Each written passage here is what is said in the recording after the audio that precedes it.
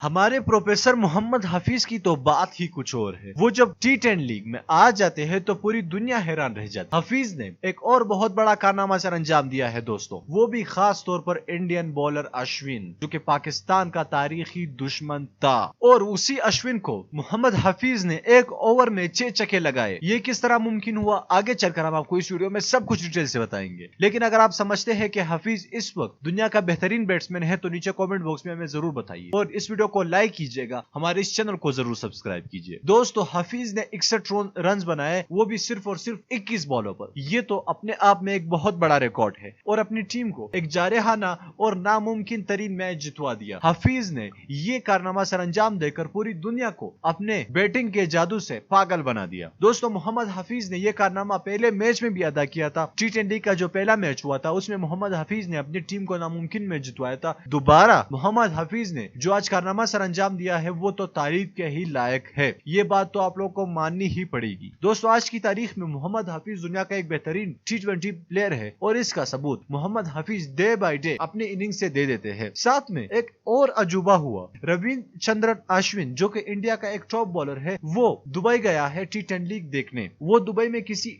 Team की में नहीं है, लेकिन एक टीम है जिसका वो बॉलिंग हेड कोच है।